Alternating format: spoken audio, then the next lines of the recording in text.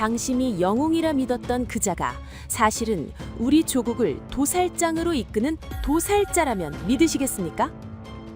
1990년 베를린 지하 창고에서 발견된 K174번 상자. 그 안에는 대한민국의 심장부를 단칼에 도려낼 소름 끼치는 피해 서약서가 숨겨져 있었습니다. 붉은 지문의 주인공은 지금 이 순간에도 국민의 아버지라 불리며 우리 곁에서 인자한 미소를 짓고 있습니다. 30년간 공들여 준비한 국가 소멸 시나리오 레드카펫 고정간첩 1호의 추악한 민낯을 지금 전 세계에 폭로합니다. 이 영상이 끝날 때까지 당신은 단 한순간도 숨을 쉴 수 없을 것입니다. 여러분 안녕하세요. 오늘도 찾아와 주셔서 반가워요. 구독과 좋아요 꼭 눌러주시고 또 함께 하시는 여러분의 지역을 댓글로 알려주세요. 그쪽 방향으로 감사의 절 올릴게요. 구독은 방송 만드는데 진짜 큰 힘이 되거든요. 항상 응원해 주셔서 고맙습니다. 1990년 겨울의 베를린은 승리자의 환호와 패배자의 비명이 뒤섞인 거대한 무덤과도 같았습니다. 장벽이 무너진 자리에는 자유의 공기가 흘러들었지만 그 이면의 지하 깊숙한 곳에서는 전 세계의 운명을 뒤바꿀 독사들이 몸을 웅크리고 있었죠. 동독의 비밀 경찰 슈타지가 남긴 거대한 기록 보관소는 단순한 종이 뭉치의 창고가 아니었습니다. 그것은 인류 역사상 가장 지독하고 치밀했던 인간 사냥의 기록이자 누군가에게는 반드시 없애야만 하는 파멸의 증거였습니다.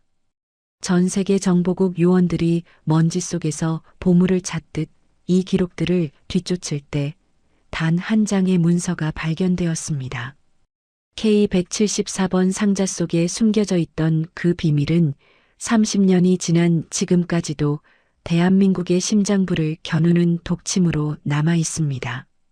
지금부터 여러분이 마주할 진실은 당신이 알고 있던 모든 역사를 거짓으로 만들고 우리가 믿어왔던 정의의 가면을 무참히 찢어밟길 것입니다.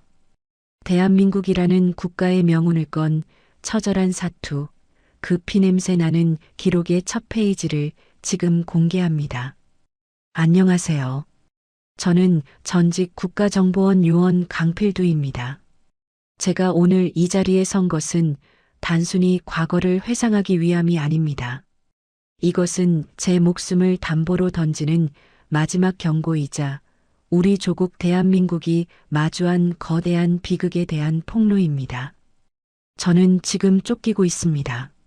하지만 죽음보다 두려운 것은 제가 알고 있는 이 진실이 영원히 어둠 속에 묻히는 것입니다.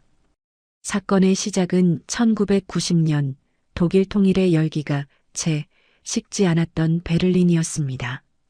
당시 저는 안기부 소속으로 파견되어 동독 슈타지의 비밀 창고를 뒤지는 임무를 수행하고 있었습니다. 그날 밤은 유난히도 안개가 짙게 깔려 한치 앞도 보이지 않았죠. 베를린 외곽에 버려진 폐공장 지하로 들어섰을 때 제 코끝을 찌른 것은 오랫동안 썩은 종이와 곰팡이가 만들어낸 기분 나쁜 악취였습니다. 수만 개의 상자들 사이에서 제 운명을 바꾼 것은 구석에 처박힌 K174번이라는 번호가 매겨진 상자였습니다. 조심스럽게 상자를 열었을 때 저는 심장이 멎는 것 같은 충격을 받았습니다.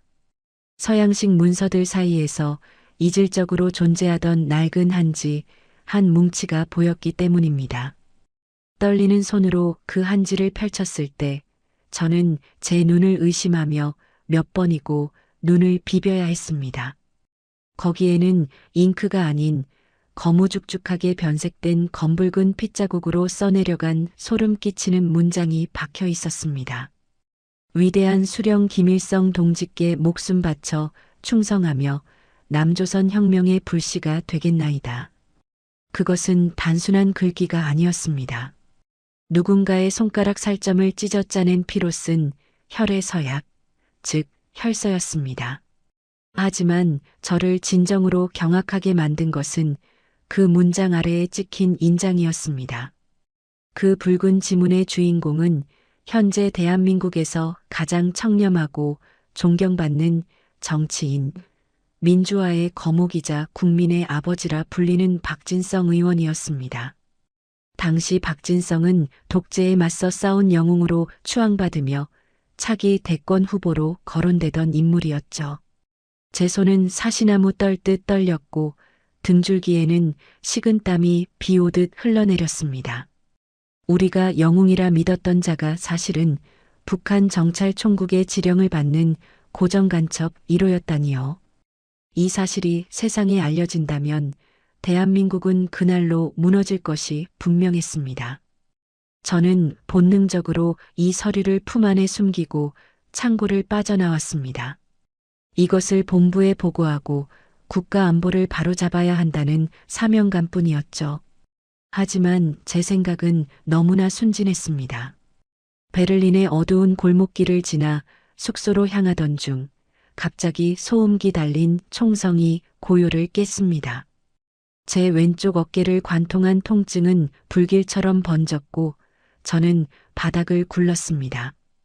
고통 속에서 저를 습격한 자들의 정체를 확인했을 때 저는 영혼이 무너져 내리는 배신감을 느꼈습니다. 저를 에워싼 자들은 북한 요원이 아니었습니다. 그들의 전술적 움직임과 수신호 그리고 소음기 달린 권총을 다루는 매끄러운 솜씨는 제가 안기부 교관 시절 직접 가르쳤던 우리 대한민국 특수부대원들의 것이었습니다. 특히 저를 겨냥한 저격수의 눈빛을 확인했을 때 저는 심장이 얼어붙는 것 같았습니다. 그는 제가 자식처럼 아끼며 키워낸 제자였습니다. 우리 요원들이 왜 나를 죽이려 하는가?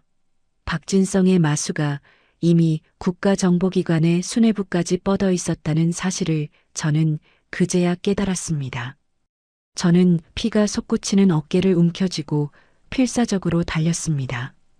추격자들의 거친 발소리가 등 뒤까지 따라붙었을 때 저는 결단을 내렸습니다. 서약서의 핵심 내용이 담긴 부분을 찢어 입안에 넣고 씹기 시작했습니다. 종이의 거친 질감과 피의 비릿한 맛이 혀끝을 자극했지만 저는 그것을 필사적으로 삼켰습니다. 내 몸이 곧 증거가 되어야 한다는 절박함 뿐이었죠. 가까스로 베를린의 복잡한 하수도 망을 통해 탈출에 성공한 저는 이름 모를 독일 의사의 도움으로 상처를 치료하고 죽음의 문턱에서 돌아왔습니다. 하지만 한국으로 돌아오는 길은 지옥 그 자체였습니다. 공항에 발을 들이는 순간 제가 목격한 것은 제 얼굴이 박힌 현상 숲의 전단이었습니다. 저는 국가 기밀을 유출하고 동료를 살해한 뒤 도주한 희대의 매국노이자 살인마가 되어 있었습니다.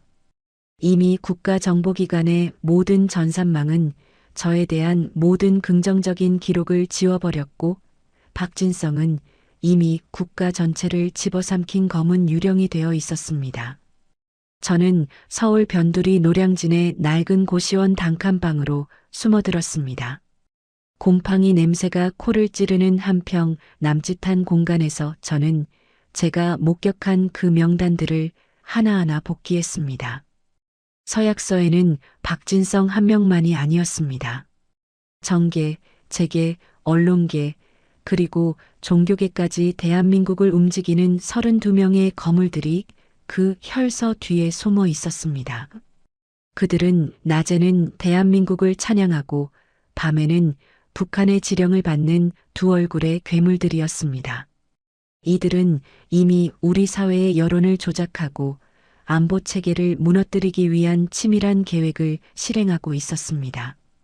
제가 가진 것은 오직 제 기억 속에 남은 32명의 이름과 제 뱃속에 담긴 서약서의 잔해뿐이었습니다. 하지만 저는 포기할 수 없었습니다. 이 나라가 저 괴물들의 손에 넘어가 길거리에 태극기 대신 인공기가 펄럭이는 꼴은 죽어도 볼 수 없었기 때문입니다. 30년간 공들여 쌓아온 이 자유와 번영이 단 한 명의 간첩과 그를 따르는 무리에 의해 무너지는 것을 막아야만 했습니다. 창밖으로는 차가운 진눈깨비가 쏟아지고 있었고 텔레비전 뉴스에서는 박진성이 국민을 향해 인자한 미소를 지으며 민주주의를 강연하는 모습이 나오고 있었습니다. 그 인자한 웃음 뒤에 숨겨진 피냄새를 저만이 알고 있다는 사실이 저를 미치게 만들었습니다. 그때였습니다. 굳게 잠긴 고시원 문 너머에서 아주 미세한 금속성 마찰음이 들려왔습니다. 누군가 제 방에 자물쇠를 따려고 시도하고 있었던 것이죠. 저는 숨을 죽이고 권총의 놀이쇠를 당겼습니다. 문틈 사이로 차가운 살기가 스며들었고 이윽고 나직하지만 소름 끼치도록 익숙한 목소리가 들려왔습니다.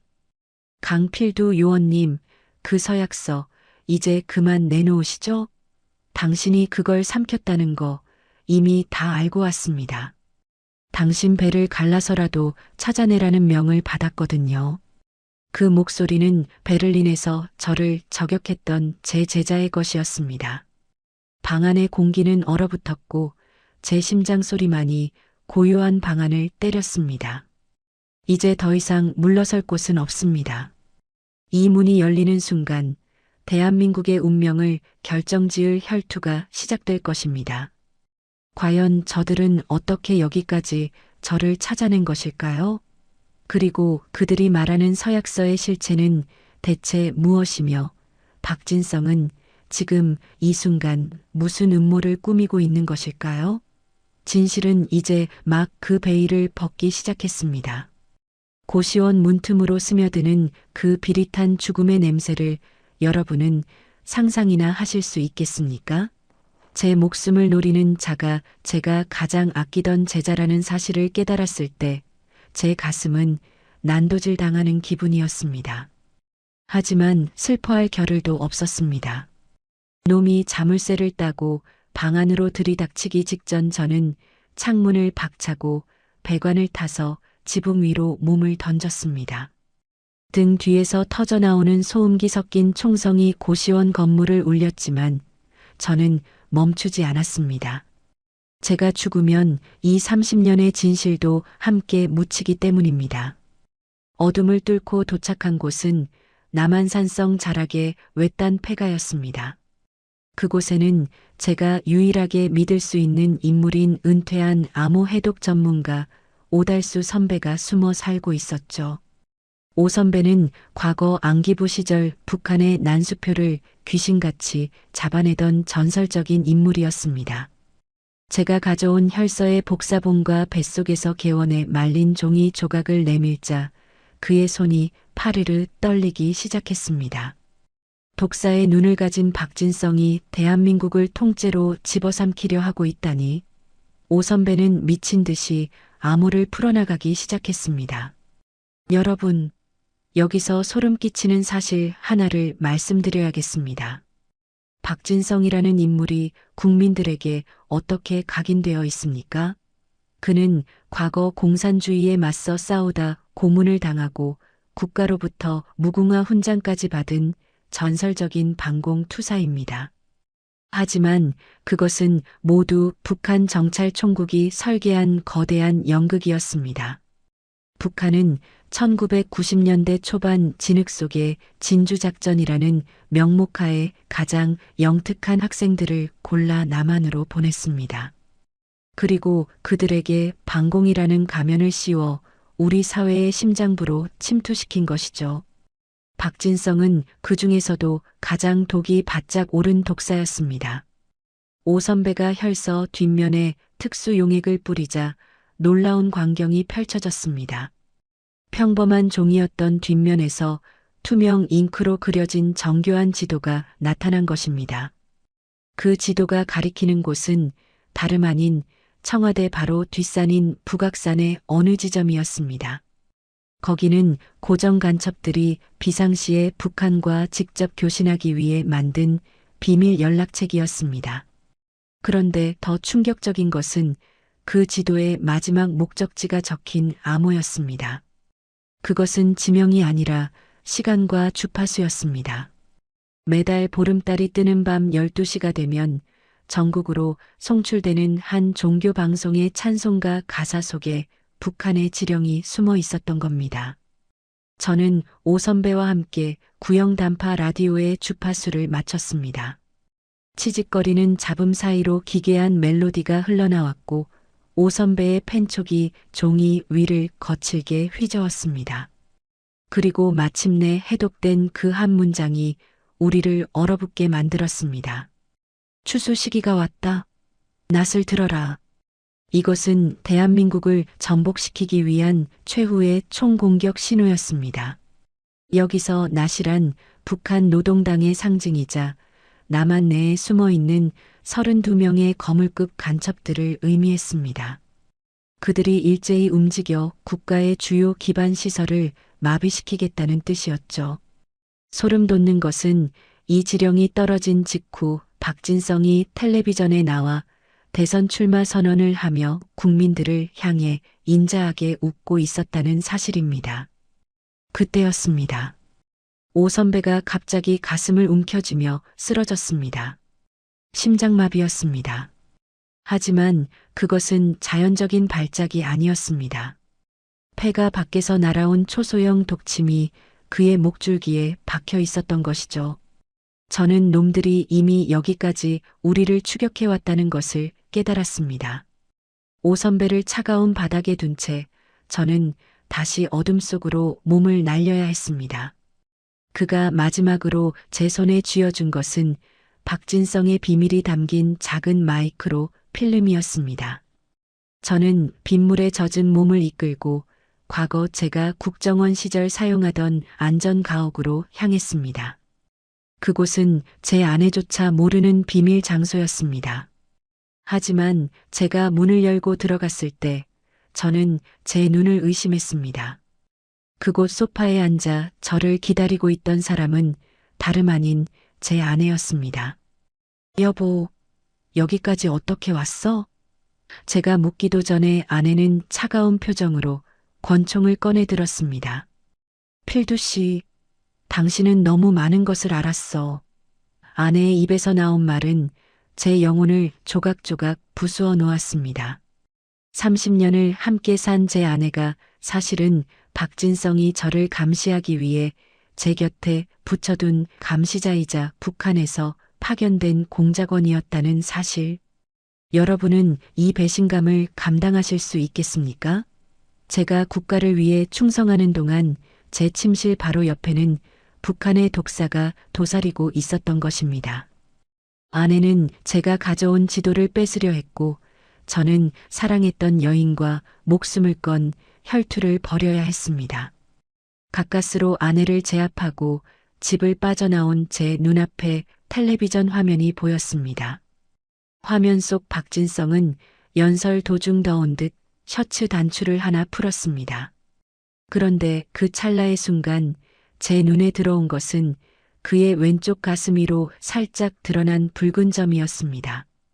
그것은 점이 아니었습니다.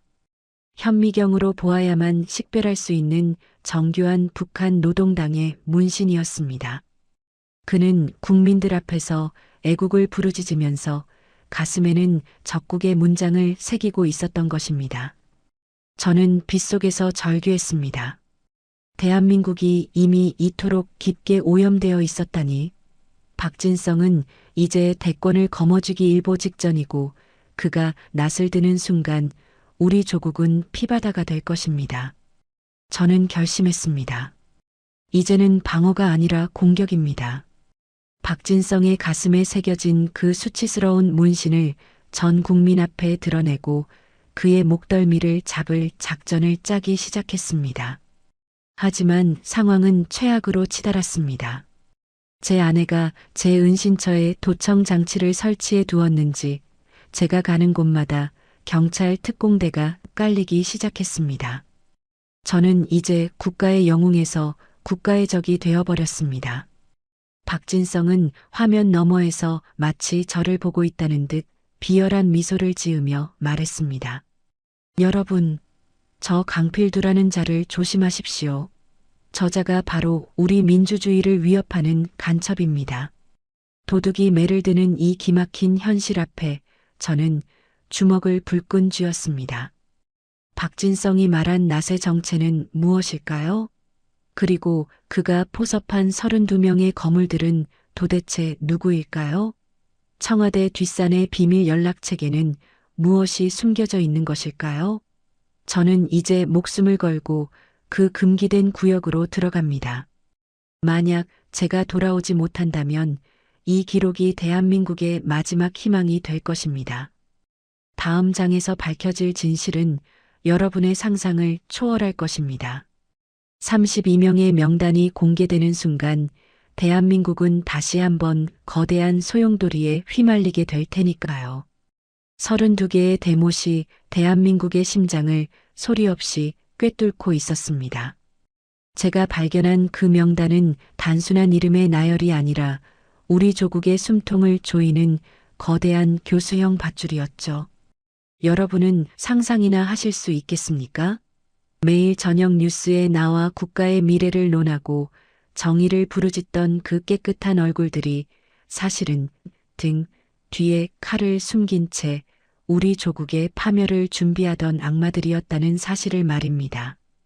오달수 선배의 차가운 시신을 뒤로하고 어둠 속으로 몸을 던졌을 때 제 머릿속은 오직 그 32명의 이름으로 가득 찼습니다.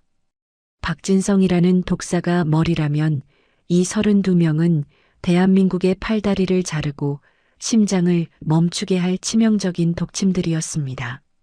저는 이들의 정체를 하나하나 확인하기 위해 목숨을 건 도박을 시작했습니다. 제가 찾아간 곳은 경기도 어딘가에 숨겨진 국가기록원의 비밀 전산소였습니다.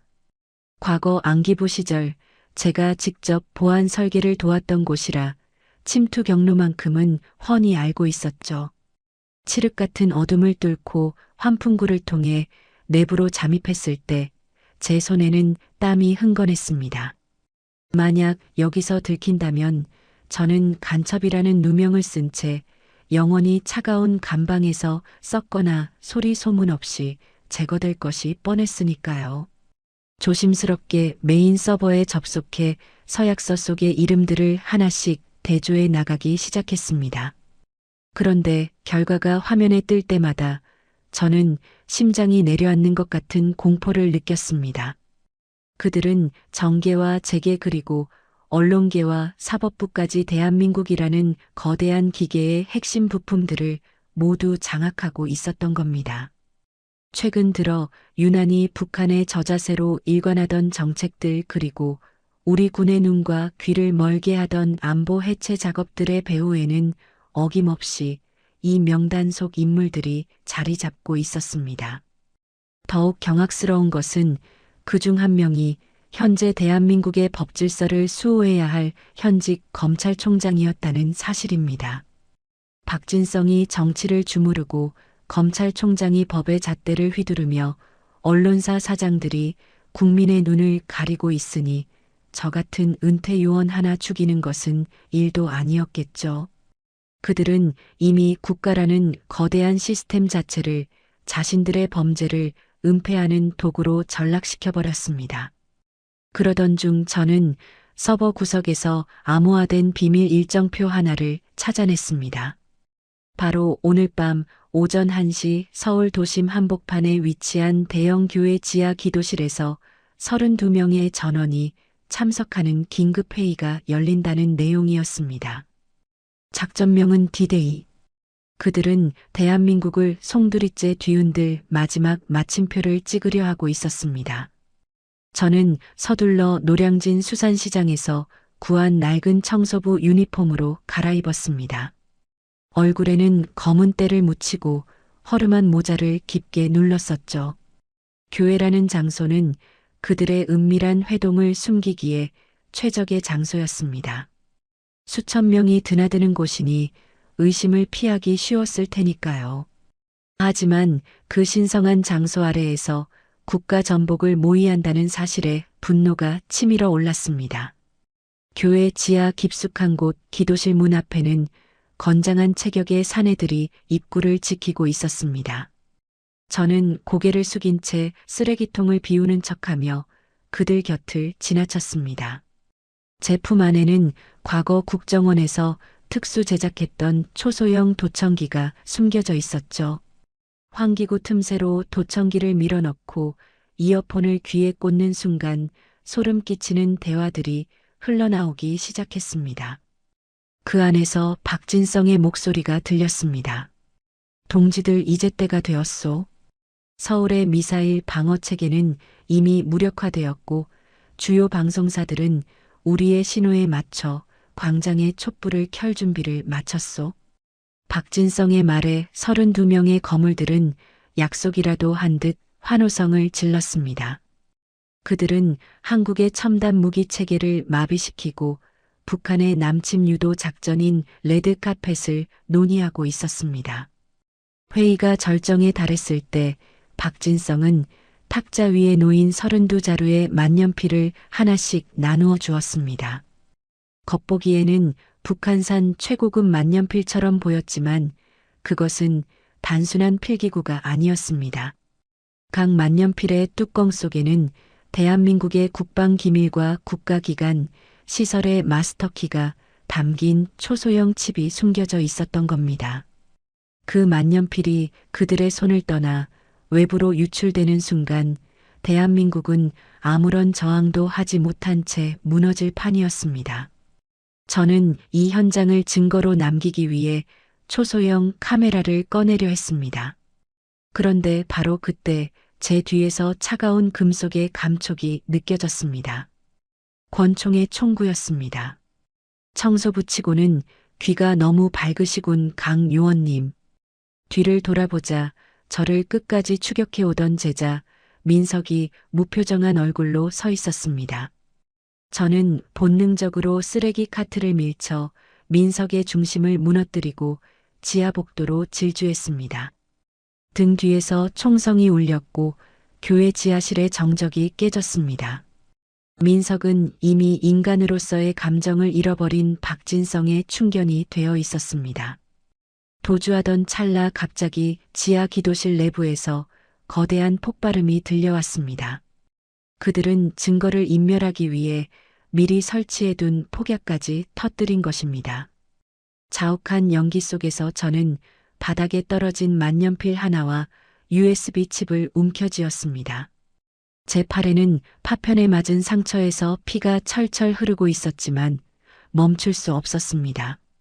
지상으로 올라오자마자 저는 근처 공중전화 박스로 달려가 칩의 내용을 확인했습니다.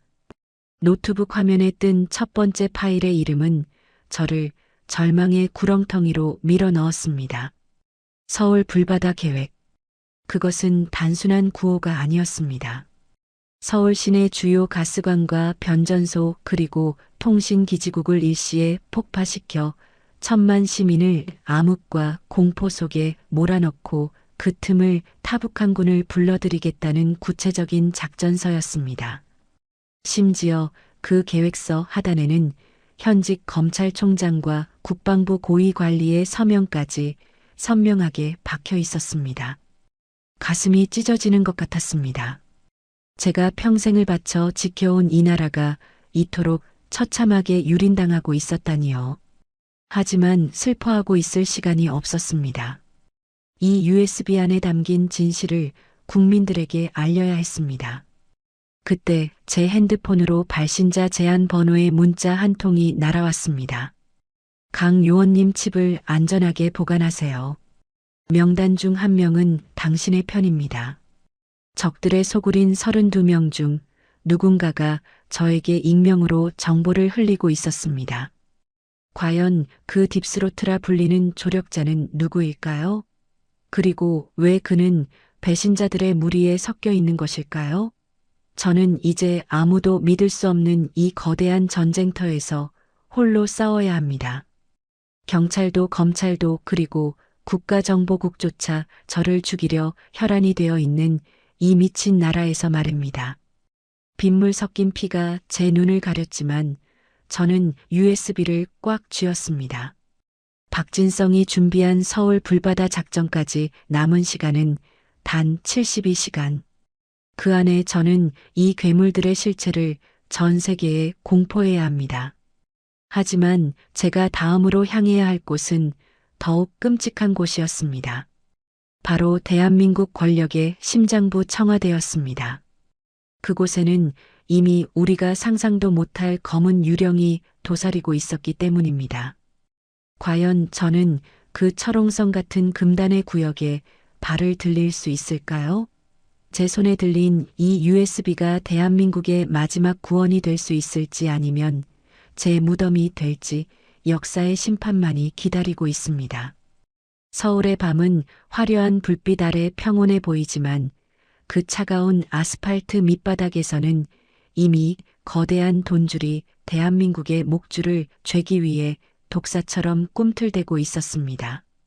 여러분, 국가를 전복시키는데 가장 필요한 것이 무엇이라고 생각하십니까? 총과 칼일까요? 아닙니다. 바로 피냄새 나는 거대한 자본입니다. 제가 청와대 근처의 그 지옥 같은 교회 지하실을 빠져나와 가장 먼저 확인한 것은 박진성과 그 일당들이 움직이는 자금의 줄기였습니다. 혁명에는 돈이 들고 그 돈은 반드시 흔적을 남기기 마련이죠. 저는 오달수 선배가 남긴 마지막 유산인 스위스은행의 휴면 계좌 명세서를 분석하기 시작했습니다. 놀랍게도 그 계좌는 30년 전부터 북한 정찰총국이 전 세계에서 긁어모은 마약, 대금과 위조 지폐를 세탁해 쌓아온 피의 자금 창고였습니다. 그 어마어마한 돈들이 최근 몇 달 사이 유령 회사의 차명 계좌를 거쳐 대한민국 인천항으로 흘러들어오고 있었습니다. 단순한 현금이 아니었습니다.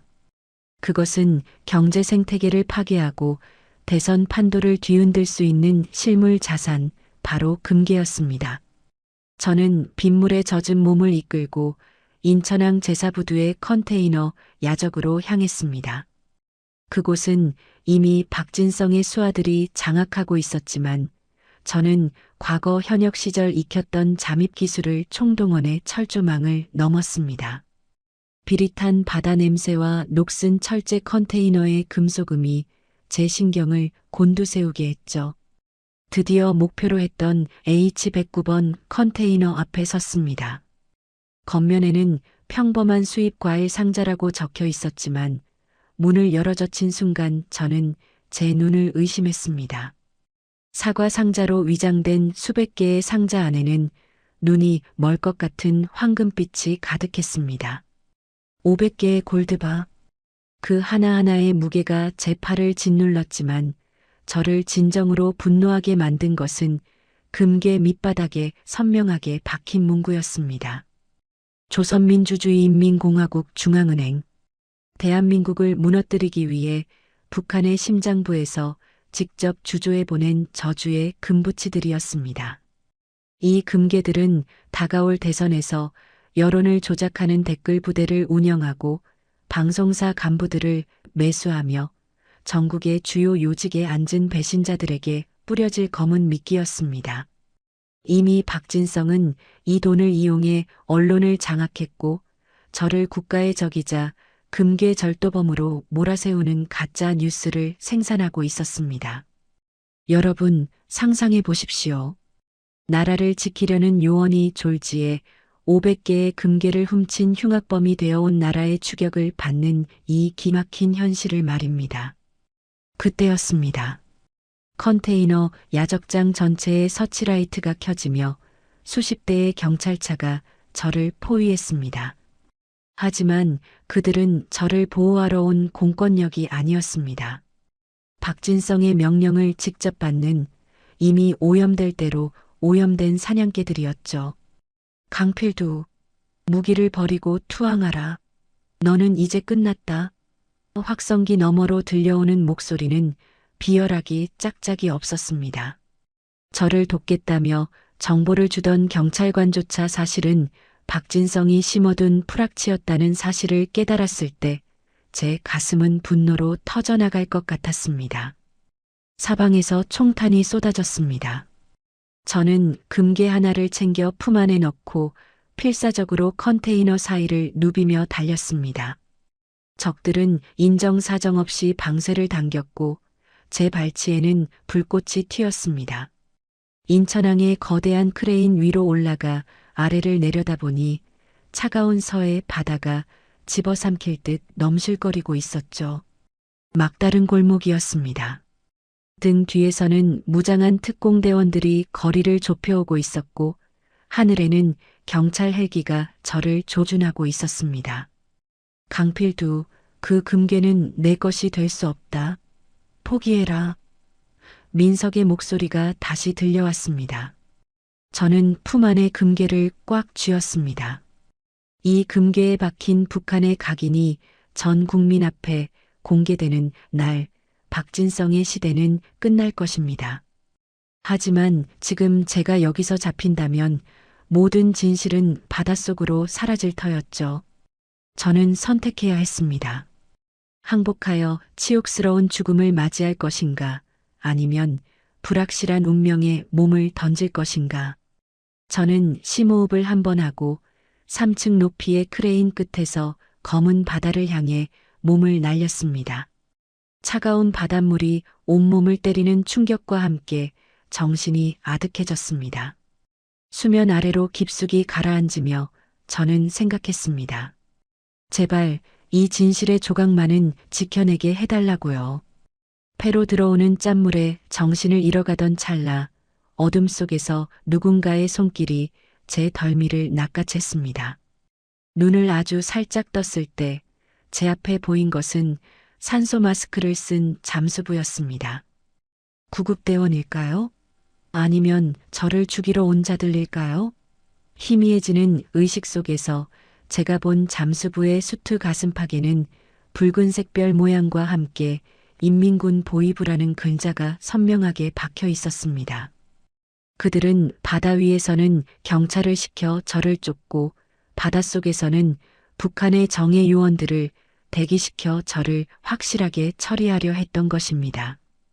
대한민국의 공권력과 북한의 공작원이 한 남자를 죽이기 위해 완벽하게 공조하는 이 기괴하고도 소름 끼치는 상황 속에서 저는 다시 한번 어둠으로 빨려 들어갔습니다. 과연 저는 이 바닷속 지옥에서 살아남을 수 있을까요? 그리고 제 뱃속에 들어있는 서약서, 조각과 품 안의 북한산 금괴는 세상의 빛을 볼 수 있을까요? 진실은 이제 수십 미터 아래 차가운 침묵 속에 잠겼습니다. 하지만 기억하십시오. 가장 깊은 어둠 속에서도 진실은 스스로 빛을 내는 법이니까요. 인천항의 차가운 바닷물 속에서 제 의식이 가물거릴 때 저는 보았습니다. 저를 끌어올리는 그 인민군 요원의 서늘한 눈빛과 가슴팍에 박힌 붉은 별을요. 하지만 하늘이 우리 대한민국을 버리지 않으셨던 모양입니다. 저를 낚아챈 것은 적들의 손길이었지만 그들을 가로막은 것은 서해의 거친 파도보다 더 무서운 우리 해군 특수전단의 소리 없는 덩장이었습니다. 적들과의 수중 교전 끝에 기적적으로 생출된 저는 어느 안가에서 정신을 차렸습니다. 눈을 뜨자마자 제 코끝을 찌른 것은 병원 냄새가 아닌 아주 익숙하고도 오래된 한약재의 향기였죠. 제 앞에 앉아있던 인물은 놀랍게도 청와대에서 수십 년간 묵묵히 자리를 지켜온 국가의 산증인 최 비서관이었습니다. 그는 박정희 대통령 시절부터 청와대의 살림을 돌봐온 우리 시니어 세대라면 누구나 그 충성심을 인정할 수밖에 없는 마지막 선비 같은 분이었죠. 최 비서관은 떨리는 손으로 제게 따뜻한 차 한 잔을 건네며 충격적인 사실을 털어놓았습니다. 강 요원, 지금 청와대는 대한민국이 아니네. 거긴 이미 검은 유령들이 점령한 유령의 성이야. 최 비서관의 폭로는 제 상상을 초월했습니다. 현재 대한민국의 대통령, 우리가 우리 손으로 뽑은 그 최고 통치자가 사실은 살아있는 시체나 다름없다는 것이었죠. 박진성은 비서실장이라는 직책을 이용해 대통령의 일거수일투족을 감시하는 것을 넘어 매일 아침 대통령이 마시는 보약에 소량의 신경마비 약물을 섞고 있었습니다. 대통령의 판단력을 흐리게 만들어 모든 국가 중대사를 박진성 제멋대로 결정하게 하려는 속셈이었죠. 심지어 대통령의 집무실 책상 밑에서는 북한 정찰총국으로 실시간 신호를 쏘아 올리는 북한제 초소형 도청 안테나까지 발견되었다고 합니다. 여러분, 이게 나라입니까? 우리 조상들이 피땀 흘려 세운 이 나라의 심장부가 적들의 놀이터가 되었다니 가슴이 찢어지지 않으십니까? 저는 결심했습니다. 제 몸 하나 부서지는 한이 있더라도 직접 대통령을 만나 그 서약서의 실물을 보여드리고 국가를 바로잡아야겠다고요. 하지만 청와대는 이미 박진성의 사냥개들이 겹겹이 에워싼 철옹성이었습니다.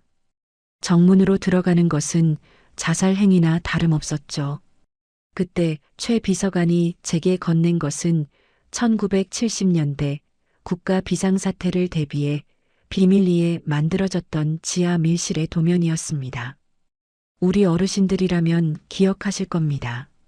과거 남북 긴장이 극에 달했을 때 지도자를 지키기 위해 파놓았던 그 전설적인 비밀 통로들 말입니다. 저는 그 낡은 도면 하나의 의지에 청와대 담벼락 너머 지하 하수구와 연결된 비밀 통로로 잠입했습니다. 어둡고 축축한 지하 터널을 기어가는 동안 제 머릿속에는 오직 하나뿐이었습니다. 이 나라를 다시 찾아와야 한다. 무릎이 까지고 손톱이 빠지는 고통 따위는 아무것도 아니었습니다. 드디어 대통령의 개인 집무실과 연결된 비밀 벽장에 도착했을 때 저는 숨을 죽이고 틈새로 밖을 보았습니다. 그런데 그곳에서 저는 차마 보지 말아야 할 광경을 목격했습니다. 박진성이 힘없이 의자에 앉아 있는 대통령의 멱살을 잡고 협박하고 있었던 겁니다. 당신은 그저 시키는 대로 서명이나 해. 이 나라는 이제 위대한 공화국의 품으로 돌아갈 거니까. 박진성의 목소리는 더 이상 인자한 정치인의 것이 아니었습니다. 그것은 피에 굶주린 늑대의 포효였죠. 저는 분노를 참지 못하고 벽장을 박차고 나갔습니다. 이 간첩놈아, 당장 그 손 놓지 못해. 하지만 박진성은 당황하지 않았습니다.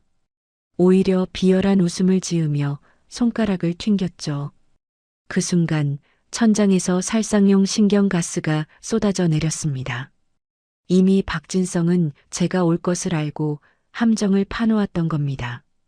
가스에 중독되어 바닥을 기어가는 저를 내려다보며 박진성은 제 품 안에서 서약서를 빼앗았습니다. 강필두 30년 전 베를린에서 내가 이걸 보지 말았어야 했어. 이제 진실은 영원히 제가 될 거다. 박진성은 제 눈앞에서 라이터를 켜고 그 혈서를 태우기 시작했습니다. 불길이 붉게 타오르며 30년의 진실이 한 줌의 재로 변해가는 것을 보며 저는 절망했습니다. 박진성은 타오르는 불꽃을 보며 광기 어린 웃음을 터뜨렸습니다. 이제 증거는 없다. 이제 내가 이 나라의 주인이다. 하지만 박진성이 간과한 것이 하나 있었습니다. 저는 평생을 정보 요원으로 살아온 강필두입니다.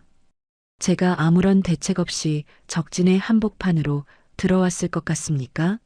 저는 가스 때문에 끊어지는 의식을 붙잡으며 박진성의 바짓가랑이를 붙잡고 비웃어 주었습니다. 박진성, 내가 태우는 그 종이, 그건 정교하게 만들어진 복사본이야.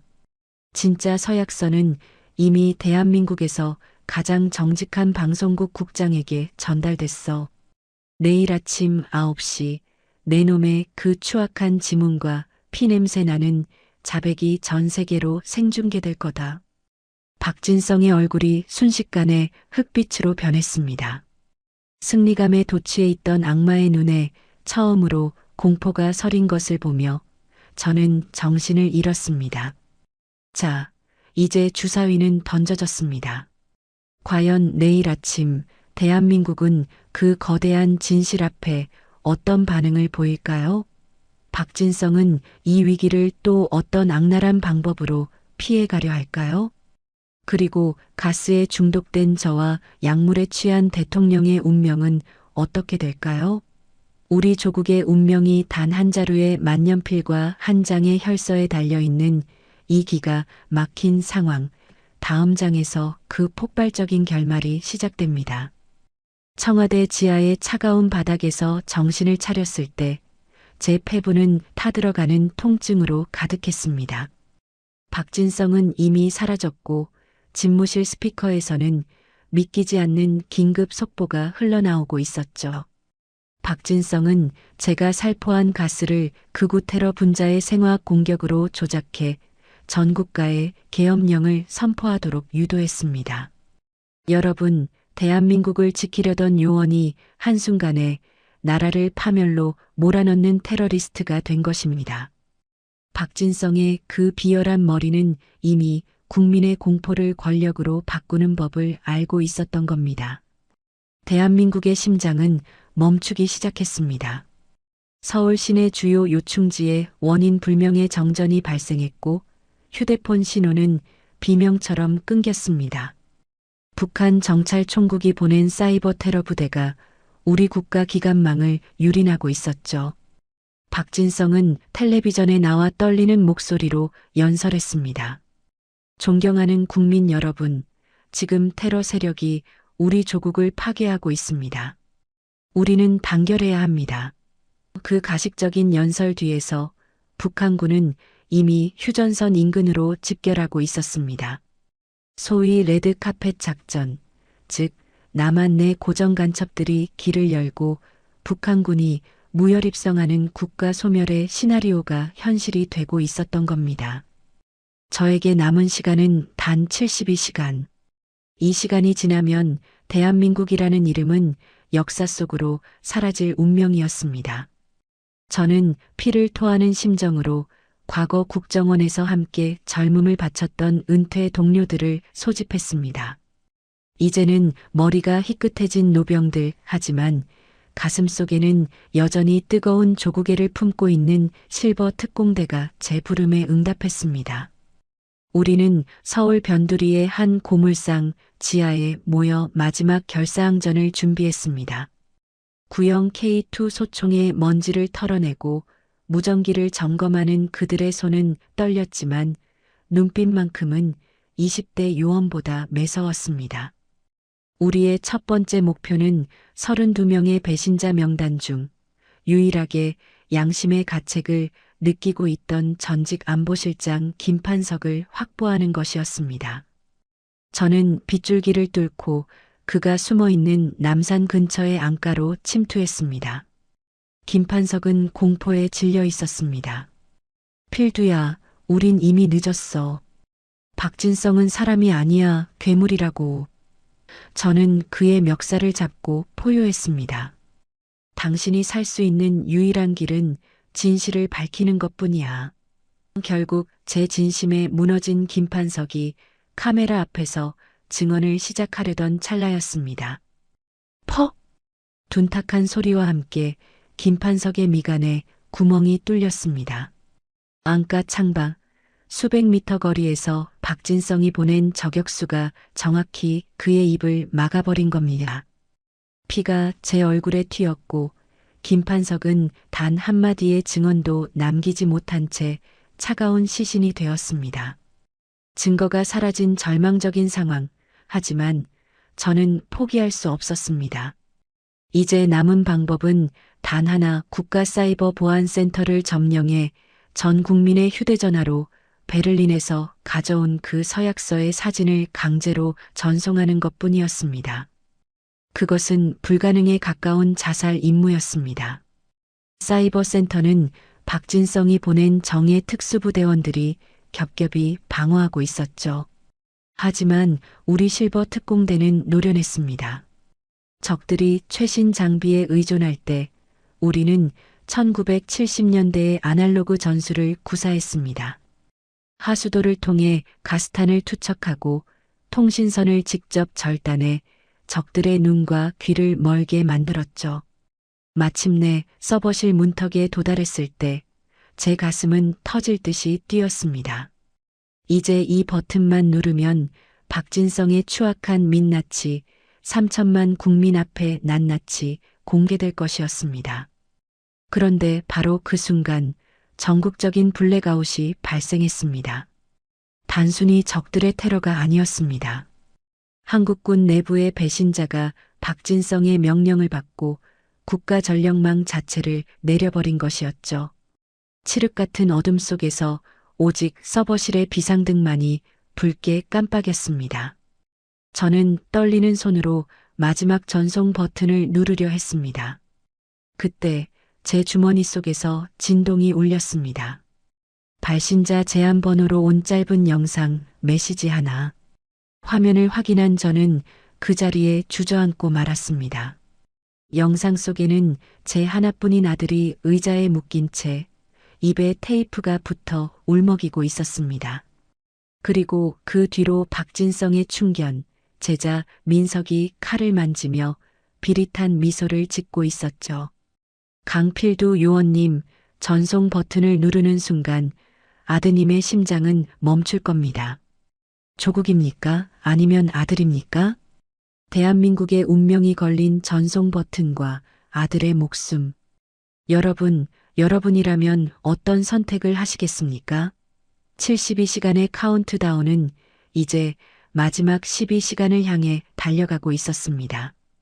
박진성은 이미 북한 잠수함을 타고 탈출할 준비를 마쳤다는 첩보가 들어왔습니다. 어둠에 잠긴 대한민국, 그리고 인질로 잡힌 아들. 저는 피눈물을 흘리며 결단을 내려야만 했습니다. 과연 이 나라를 지키기 위해 제 천륜을 버려야 하는 것일까요? 아니면 이대로 악마에게 무릎을 꿇어야 하는 것일까요? 진실을 향한 마지막 사투는 이제 남산타워의 가장 깊은 지하, 그 피비린내 나는 취조실로 이어집니다. 그곳에서 저는 제 아들과 이 나라의 운명을 걸고 박진성과 최후의 대결을 벌이게 될 것입니다. 여러분, 끝까지 눈을 떼지 마십시오. 대한민국의 마지막 자존심이 걸린 그 현장으로 지금 안내합니다. 아들의 목숨과 조국의 운명. 그 잔인한 저울질 앞에서 제 심장은 이미 갈기갈기 찢겨 걸레짝이 되어 있었습니다.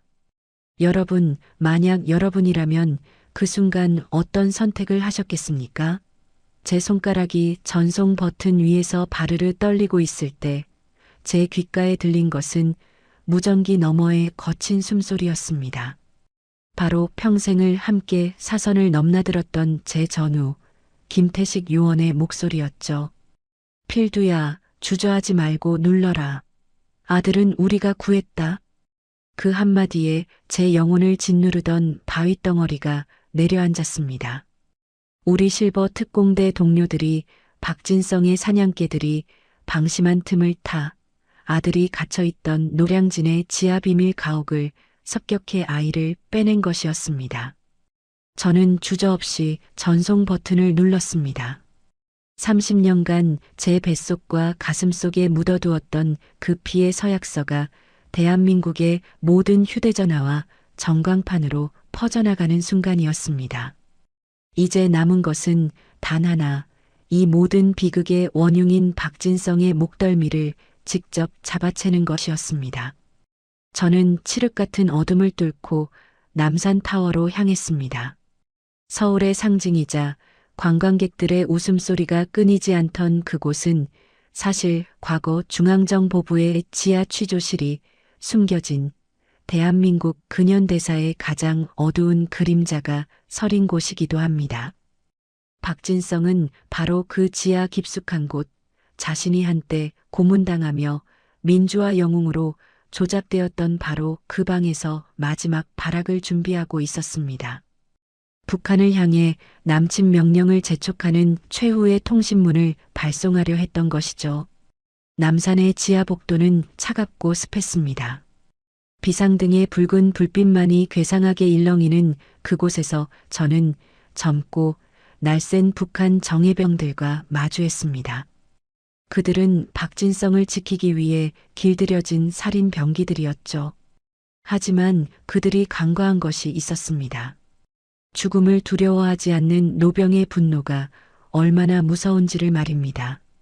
저는 어두운 복도 구석구석을 이용해 놈들을 하나씩 침묵시켰습니다. 총성보다 무거운 침묵이 흐르고 마침내 저는 가장 깊은 곳에 위치한 제5 취조실 문을 박차고 들어갔습니다. 그곳에는 박진성이 낡은 통신기 앞에 앉아 광기 어린 눈으로 저를 보고 있었습니다. 강필두, 내 놈이 결국 여기까지 왔구나.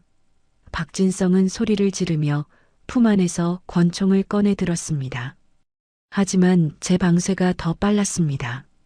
탕 하는 총성과 함께 박진성의 오른쪽 어깨에 구멍이 뚫렸고 놈의 권총은 바닥을 굴렀습니다.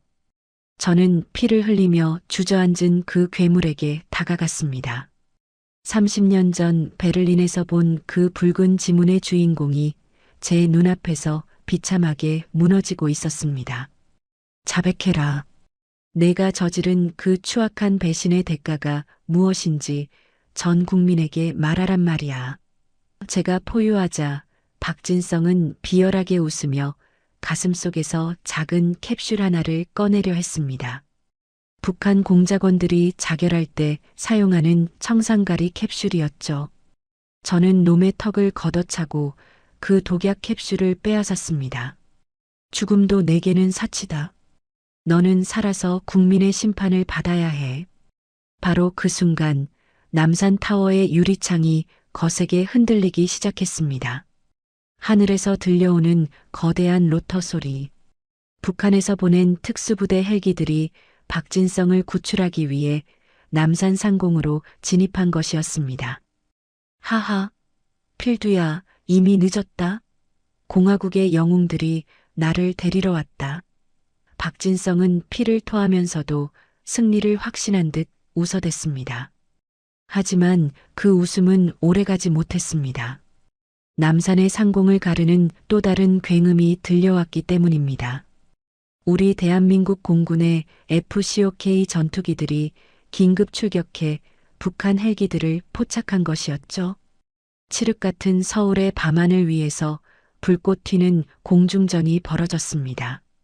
불타는 헬기의 잔해가 남산 기슭으로 떨어지는 장관을 보며 박진성의 눈에는 비로소 진정한 공포가 서리기 시작했습니다.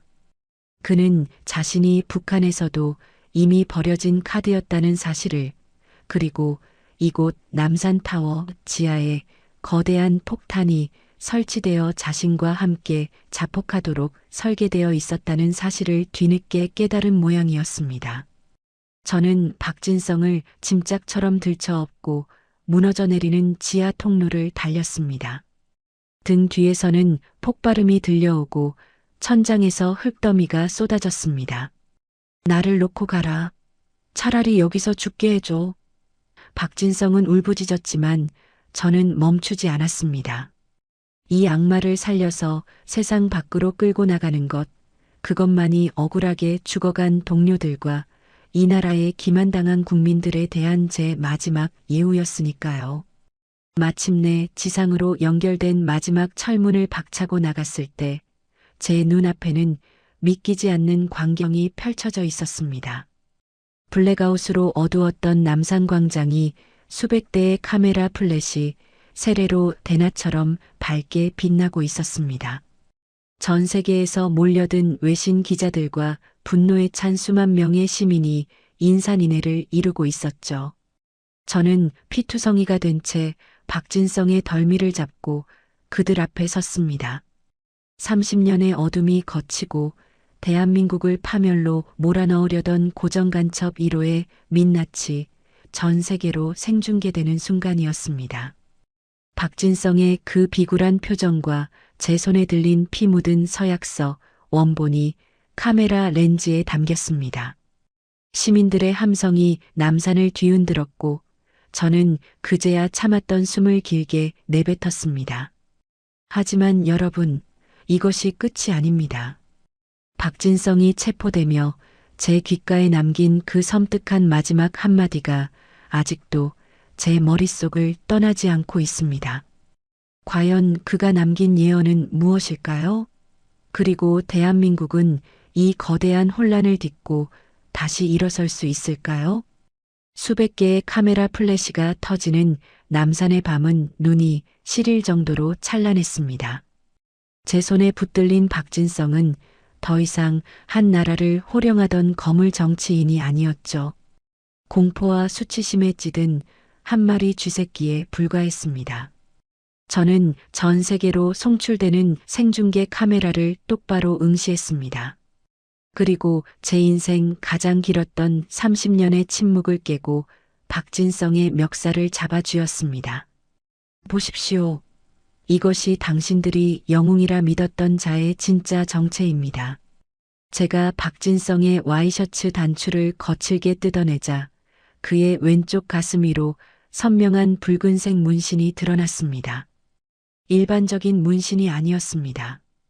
특수 렌즈로 보아야만 보이던 북한 노동당의 비밀 표식이었죠. 이와 동시에 제가 미리 안배해 두었던 실버 특공대 전우들이 움직였습니다. 전국 주요 신문사와 방송국 입구에 30년 전 베를린에서 가져온 진짜 피의 서약서, 복사본 수만 장이 뿌려졌습니다. 종이 위에는 박진성의 붉은 지문과 함께 조국을 배신하겠다는 맹세가 선명하게 박혀 있었습니다. 대한민국은 그야말로 거대한 용광로처럼 들끓기 시작했습니다. 특히 텔레비전 앞에 앉아있던 시니어 세대들의 분노는 폭발적이었습니다. 평생을 조국 근대화와 안보를 위해 헌신해온 어르신들이 태극기를 들고 거리로 쏟아져 나왔습니다. 간첩을 처단하라. 내 조국을 돌려내라. 그들의 외침은 남산타워를 넘어 청와대와 광화문 광장을 가득 메웠습니다. 그것은 단순한 시위가 아니었습니다. 대한민국이라는 유기체가 스스로 독소를 빼내기 위해 일으킨 거대한 면역 반응이었습니다. 박진성의 몰락은 시작에 불과했습니다. 제가 폭로한 32명의 명단 속에 있던 거물들이 하나둘씩 무너져 내렸습니다. 해외 도주를 시도하던 현직 검찰총장은 인천공항 화장실에서 체포되었고 언론사 사장들과 재계 인사들은 자신들의 화려한 사무실에서 수갑이 채워졌습니다. 그들은 대한민국이라는 나무의 뿌리를 갉아먹던 해충들이었습니다. 대통령은 대국민 사과문을 발표하며 국가안보체계의 전면적인 개편을 선언했습니다. 박진성의 약물에 취해 판단력을 잃었던 지도자가 비로소 제자리를 찾은 것이죠. 몇 달 뒤 열린 박진성의 최종 재판 날을 저는 잊을 수 없습니다. 수형번호 001번을 가슴에 단 채 법정에 선 그는 여전히 오만했습니다. 판사가 무기징역을 선고하는 순간 박진성은 저를 향해 비릿한 미소를 지으며 마지막 발언을 남겼습니다. 강필두, 너는 내가 이겼다고 생각하나? 나 같은 자는 대한민국 곳곳에 수백 명 아니 수천 명 더 있다. 나는 그저 꼬리일 뿐이야. 진짜 몸통인 고정간첩 영혼은 지금 이 순간에도 내 바로 옆에서 웃고 있을 거다. 그 섬뜩한 예언은 법정 안에 있던 모든 이들을 얼어붙게 만들었습니다. 아직 전쟁은 끝나지 않았다는 선전포고였죠. 하지만 저는 흔들리지 않았습니다. 진실의 빛이 한번 밝혀진 이상 어둠은 더 이상 예전처럼 위세를 떨칠 수 없을 테니까요. 저는 모든 공로를 사양하고 국정원을 떠났습니다. 훈장도 명예도 제게는 사치였습니다. 그저 제 아들과 평범한 일상을 보내는 것만이 제 유일한 소망이었습니다. 지금 저는 베트남 나트랑의 조용한 해변에 앉아 있습니다. 파도 소리가 들리는 평화로운 이곳에서 저는 낡은 일기장을 펴니다. 사실 저 역시 30년 전 베를린에서 박진성과 함께 포섭 대상이었습니다. 그들은 제게 어마어마한 금괴와 권력을 약속했죠. 하지만 저는 제 아버지가 남긴 단 한마디 때문에 그 유혹을 뿌리칠 수 있었습니다. 필두야, 사람은 목숨은 버려도 자존심은 버리는 게 아니다. 일기장 마지막 페이지에 저는 굵은 펜으로 한 문장을 적어 넣습니다. 전쟁은 끝나지 않았다. 그렇습니다. 박진성이 말한 고정간첩 영호의 정체는 아직 베일에 쌓여 있고 베를린의 또 다른 비밀 창고에서는 일본 지부와 미국 지부의 서약서들이 발견되고 있다는 소식이 들려옵니다. 적들은 여전히 우리 틈에 섞여 기회를 엿보고 있습니다. 하지만 여러분 두려워하지 마십시오. 우리가 깨어있는 한 그들은 결코 이 땅의 주인마저 뺏어갈 수는 없습니다. 30년간 제 뱃속에 품었던 그 진실의 조각이 이제 여러분의 가슴 속에서 타오르는 횃불이 되길 바랍니다. 자유는 거저 주어지는 것이 아니며 지키는 자만이 누릴 수 있는 고귀한 선물입니다. 대한민국의 심장은 여전히 뛰고 있습니다. 그리고 저 강필도 역시 이름 없는 은퇴자로 살아가겠지만 조국이 저를 다시 부르는 그날 언제든 다시 낯을 꺾으러 돌아올 것입니다. 노을이 지는 나트랑의 바다를 보며 저는 맥주 한 잔을 들이킵니다. 차가운 액체가 목을 타고 넘어가는 순간 비로소 긴 30년의 긴장이 녹아내리는 기분입니다. 하지만 제 눈은 여전히 수평선 넘어 보이지 않는 적들을 향하고 있습니다. 진실을 찾는 여정은 이제 막 첫걸음을 뗐을 뿐이니까요. 여러분, 대한민국을 지키는 것은 저 같은 요원이 아니라 바로 이 진실을 마주한 당신들입니다. 결코 잊지 마십시오. 당신의 이웃이, 당신의 영웅이 사실은 당신의 숨통을 조이는 적일 수도 있다는 사실을요. 오디오본 영상은 가상 재구성을 포함한 팩션 오디오북입니다.